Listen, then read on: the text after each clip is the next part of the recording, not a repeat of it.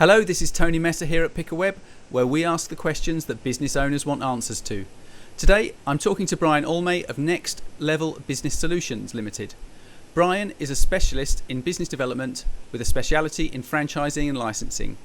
As well as working with clients, Brian has franchised 2 of his own businesses, both from startup, taking one international, and he has helped develop franchise or licensing programs for businesses ranging from a 2-man business right up to £1 billion PLC. And I'll repeat that's billion with a B. Brian, a very warm welcome. Yes, good afternoon. Nice to talk to you, Tony. Excellent.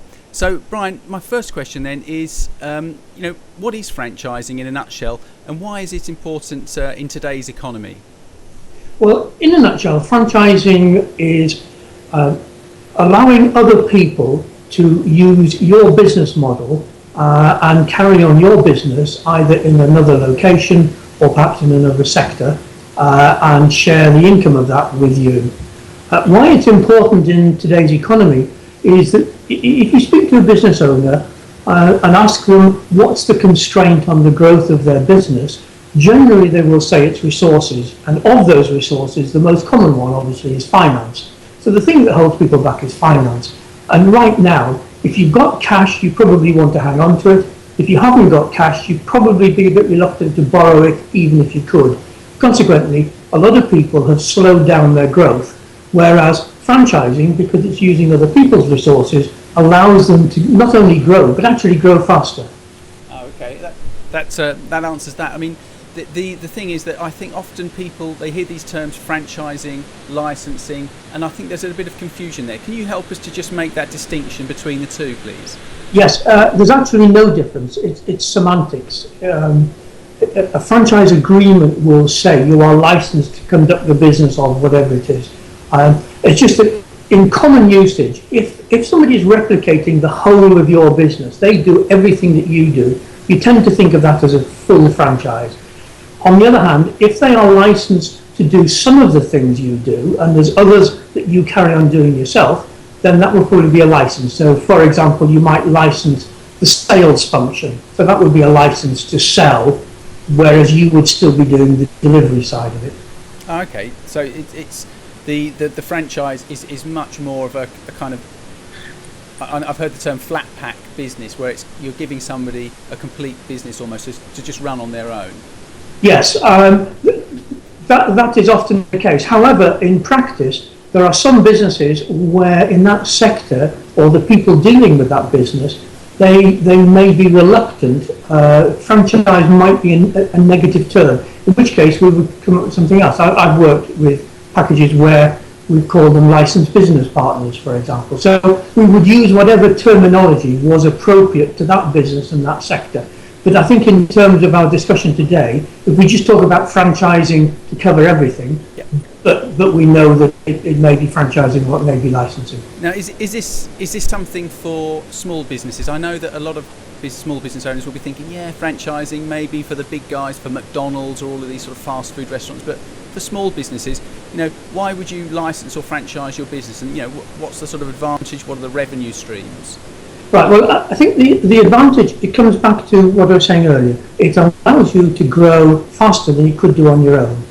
If your business, for example, involves premises, it might be you need retail premises, or you may need offices or warehouse in order to establish new branches, then you're not only using that person's cash because they're going to pay for it all, but you're using their time. So you could have 2 or 3 or more franchisees all around the country going out looking for suitable sites, and that isn't distracting you. You're doing your normal business, so you're using their time as well as their cash. When they've come up with someone they think is suitable, you go and give it the once over and say yes or no, but it hasn't involved you in all the legwork and the donkey work. So you can grow far faster using franchising than you could on your own, because on your own you're probably going to have to open one at a time, get that established, get the cash flow going, then another one, and each time it's going to be distracting you from the main core business. So for a small business, it's a very attractive model for a number of reasons. Okay, so we've decided. So let's imagine, we've decided, yep, franchising or licensing is for me. I'm going to go for that. What are the essential steps involved? Talk us through the steps. Okay, well, the the first thing is you have to have a business that works. And that might seem a bit of an obvious, but I have had people come to me to say, the business isn't working very well. If I could franchise it, it would give me some income. Really, it'd be a great sell that, spend some money and go bust like I am. Anyway, so first of all, your business must work. As long as the business is profitable, the next thing to look at is there enough margin involved that your franchisee can still be competitive out in the marketplace, but generating enough income that you can share it and still it's worthwhile for both parties. Because franchising is what I would class as very clean. There's no hidden agenda. What's good for one is good for the other. It either works for both parties or it's not going to work at all. So is there enough income involved to share that the franchisor can say, yes, it's worth my while doing it, I'm getting an income from it, and the franchisee has still got a long-term sustainable business. Now you asked about income streams. The income streams are, first of all, the initial fee, which is the fee that a franchisee pays in order to join your network, to access your business model. There's a training fee, which covers the cost of you training them, and then there is some sort of an ongoing income, maybe in the form of royalty, maybe a flat monthly management fee, maybe an escalating fee, maybe that they are driving volume to your business and you're making a margin, but somewhere there will be a continuing income for you. And in some cases there's a marketing levy, although that does have problems. I don't always recommend that. But the main incomes would be the initial and the training fee, which is a one-off coming in, and then the ongoing fee, which is for the length of the franchise agreement. Okay, so we've established our business case then. We've seen that, we've determined that yes, there's a viable business there that is franchisable.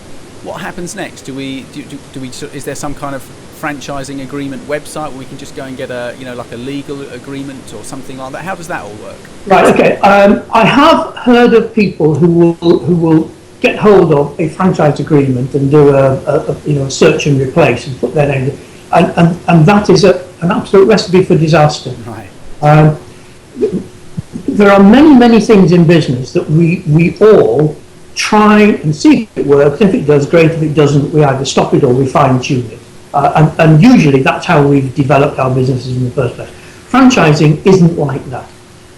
You cannot, in a year or two's time, have a bunch of franchisees sitting around the table, all of whom are on a different arrangement, because they will all say, well, I'm paying more than him, I want to pay less. Well, he's got more, I want. It just will be a nightmare. So franchising is one of the things that you really need to get right, first of all, and that means having a franchise program developed specifically for your business and a franchise agreement written specifically for your business. Whereas the main framework of franchise agreement will have a lot of similarities. Each business will have the different things that they will need protecting against, because the franchisor needs to know that when they take a franchisee on, that franchisee cannot learn all about the business and say, thank you very much, great, I don't need you anymore, I'm off, goodbye, and all you've done is trained up a competitor. So the franchise agreement is a vital part of protecting the franchisor.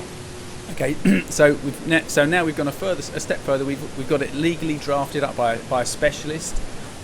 How do we then sort of, do we just go out and say to the world, look, hey, I've got my legal agreement here and I think it's going to work, does there have to be some sort of prototype? Right. The stages involved, actually, it doesn't start with the franchise agreement, because before the lawyer can draw up a proper franchise agreement, there are certain questions that he or she will need answering, which at that stage, the potential franchisor wouldn't know the answer to. Okay. So if I'm working with somebody, it's usually around about a third of the way into the process, by which time I will have covered the areas that I know the lawyer needs the answers to. So we can then say, fine, at this point, now we can talk to the lawyer. The lawyer then begins to draw up the draft, and then we carry on doing what we're doing. And at the end of it, we take another look at the draft and see, have we changed anything? Has anything come up in the meantime that we need to add in? Do we need to tweak it at all? So that way, it minimises the legal cost of going backwards and forwards, because you keep finding new things. So it makes for a better working relationship. I work with various lawyers, and we all know how each other works. So the client gets a coordinated team working for him with the legal cost minimised, because we're not going to a lawyer until we've got all the answers. Okay. So in terms of the stages, there would be. I would sit down with somebody and just talk to them about the business, and usually out of that meeting, I can get enough to be able to say, yes, franchising or licensing would be a suitable option for you and your business, or no, it wouldn't, or yes, it would, provided you do it in this way. Sometimes, if there's a little bit of uncertainty about the margins involved, sometimes it may need some work doing on the financial projections, just to go into them in a bit more detail, to just clarify, yes, it really will work financially. So once we've established that, yes, this is on, the way that I would approach it is to break down all of the processes in the business and decide who's going to do what. Is the franchisee going to do everything, or will they do some things, franchisor does others? So you look at all the processes. In the course of that, sometimes there's some tweaking, fine-tuning, but you end up with what is the business model going to be. Then you develop the program, which it takes about 6 months. So there's an awful lot more to this than people might think. They obviously understand their business, but that doesn't mean they understand how to franchise it. So the whole process takes about 6 months. If somebody has got potential franchisees lined up, it can be done in 3 months, but usually it takes around 6, because they've still got to run their business day to day. So at that point, you've got a franchise ready to launch. Phase 1, you would launch it to your first pilots. You've proven the business works. You've now got to prove that the franchise works. So you may have some people around you lined up as potential early pilots you may need to go out and get. So you've got your first pilots, you recruit, you train them, you see how they operate, you do any fine tuning that's needed, and then when you've proven that yes, this does work the way that we projected, then you can have the phase 2 launch, full fee, and you're then a fully fledged franchisor, recruiting and operating franchisees as well as running your own business. So it's all done on a very sort of tight process, isn't it? You have to prove that it works first. You've got to theoretically prove that it works. You've got to legally look at all of those aspects. Then you've actually got to demonstrate that it works before you really can start to roll it out. So it's quite a tight, process-driven set of events. Yes. Not everybody takes that responsible view. There are people out there who have franchised a business that, quite frankly, they shouldn't have done, and all they're interested in is grabbing some quick fees, and if people fail, that's their hard luck. So if you are shopping around for a franchise, then there are lots of questions you ought to ask and make sure that it is a genuine business that is going to work long term. So yes, you've got a proven business model, so that's okay. You know the business works. Your initial pilots know the business works. They can see the programs being put together professionally, so there's no reason why it wouldn't, but you cannot actually demonstrate it yet. So they are your first pilots, they perform, and you can say, fine, they're on target, above it, slightly below, whatever it might be. You've proven that, and then you've got the full launch, and then say to people, here's our business works, and we can now demonstrate our franchise works as well. So not only can we do the business, but so can franchisees. Excellent. So what are the risks then that people should be aware of if they are thinking of franchising their business? Right. Well, the risk is, and people listening might think, well, you're bound to say that, aren't you? But it is genuinely correct. You need to be advised by somebody who understands franchising properly, because otherwise, as I said at the beginning, if you do it by trial and error, and you're going to finish up with different franchisees on different arrangements, assuming it does work. So first of all, you need to put the program together properly. The common mistakes that new franchisors make, there are two big ones. One, they give away too much territory and they find themselves locked out of somewhere, and there are some well-known big names who've done that in the early stages. And the other one is that they take the wrong people on. They're keen to get going, there's somebody there, they're warm to the touch, they've got the checkbook out, yes, I'm sure it'll work. Part of developing the program involves coming up with the spec for the target franchisees, and you need to be disciplined and follow that and say, no, this person does meet that criteria or they don't. And if they don't try and force it, because it probably won't work. And if you have some early failures, it will be very difficult to get subsequent people to join. You kind of shot yourself in the foot a bit there. So getting the right recruiting process, the right training process, training them in how to operate your business, but also training them in how to develop their own business. So identifying the right target franchisees, getting the territory right. 50% of franchises are territory based, 50% are not. Which is going to work best for you? There are pros and cons on both. So getting that right, getting the model right, who's going to do what, getting the fee structure right. Those are all vital. Recruiting the right people, training them correctly, and then giving them the right level of support. And if you get all of that right, then you should have a successful business. Excellent. Well, thanks very much, Brian. You've given us a really, really clear insight into an area that I know a lot of people will be interested in. So if people want to find out a little bit more, Brian, how do they get in contact with you? Well, my website is www.nextlevel.org.uk. So they can contact me through that. It's got my full contact details, telephone. I'm always very happy to have an initial no obligation discussion and just talk to people. If they're not in my area, which is in Yorkshire, if they're not in this region, that's fine. We can do it like this. We can do it by Skype. Excellent. And you're on LinkedIn as well? I'm on LinkedIn, definitely, yes. We'll put your details below. And if people want to contact Brian, if they maybe just mention Pickaweb interview in there, then Brian will know where they found you. Excellent. And as always, we do welcome people's comments below.